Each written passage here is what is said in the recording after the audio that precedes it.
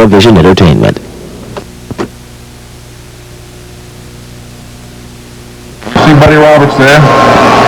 You see Michael Hayes still wearing the neck brace. Terry Gordy. See, it seemed like the night was set, Buck, to finally end your all's turmoil. There is the jar with the potion that is allegedly the potion that Paul Orndorff had for Ken Mantell. There's the crowd announcements are getting.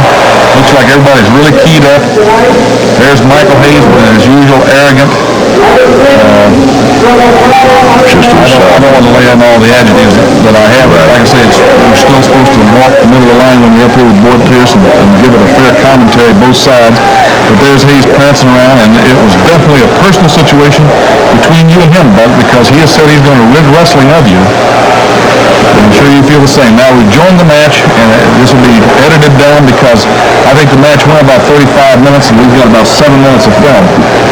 Well, I'm going to tell you, Bill, each time a match is a hard match, you know, it's a no DQ, anything goes, and you got to watch from both sides. And like I said, I thought the dog and I were coming up the road. We were smelling roses all night.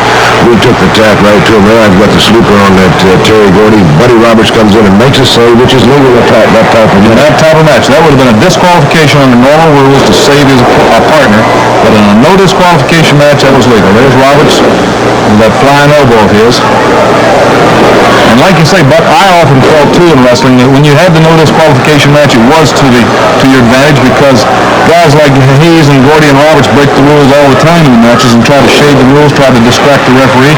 And the no disqualification, that releases you from any moral obligation to the rules. There's the Junkyard Dog, tremendous flying deal there he made. The powerful young guy. I can remember him just like we were saying earlier. The youngsters come into this business and you watch him progress, and we've watched him progress. And you're definitely right, you know, and like I say, side suplex there. Right there. Great move for him. Finesse move. One of my favorite moves coming off the top rope, which I can do with no DQ, you know, and I'm up here in a big suplex off of this Terry Gordy here. Now, this will knock the wind out of you in a hurry. But like I say, this type of match, you can do anything that you feel that you're big enough to do in that ring. And right there, Gordy even pulled you up. He had pretty well stunned you there, and he was apparently trying to really punish you.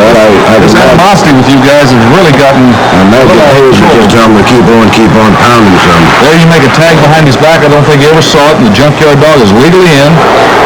And there he's using that size 14 shoe for its best advantage. Just open up some big rights right there. He's just hammering away, giving them short jabs. Here's his big thumper right here. That's the big thumper.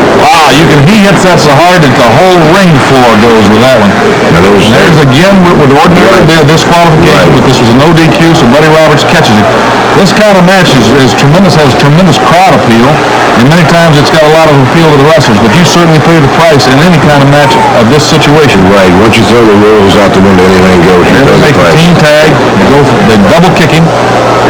Nothing you can do, like you say, it's all legal. Generally, you have a 4 count to get out. Here they can violate them.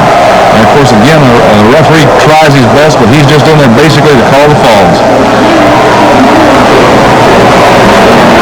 I don't know any referee that can handle a no disqualification match unless he was going to be right, but the way I look at it, when the referee's in there, he's merely in there just to count the foul, because this area, there's nothing he can do. Anything goes, he just has to step out of the way. Dog dives and makes the big tag to you, driving the knee into big Terry Gordy there, fighting your way into the ring. Good elbow. Buddy Roberts trying to come for the save, but this time you're waiting on him, Buck. Now Michael Hayes is getting a little carried away. He figures those golden locks of his may be loosened a little bit.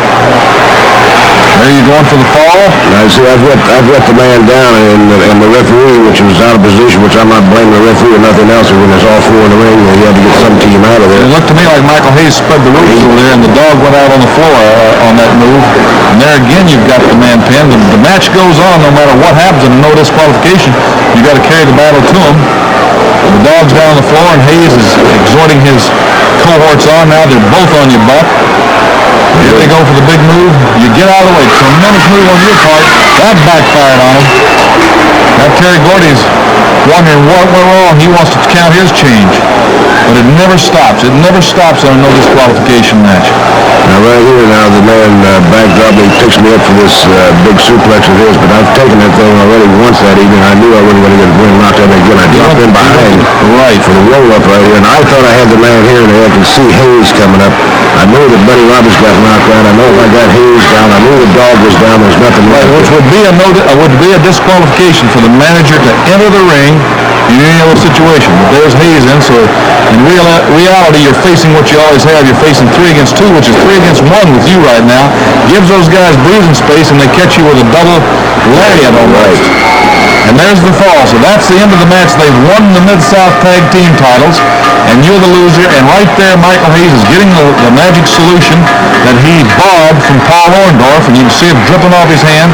But now Roberts and Gordy are up and holding you up. And of course, the dog who'd been stunned comes and tries to come to your aid.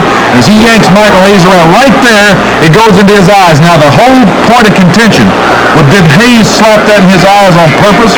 Or when he whirled around, did the momentum of his hand just cause it to go into the dog's? But you can see the tremendous pain. This is supposed to be a solution to remove hair.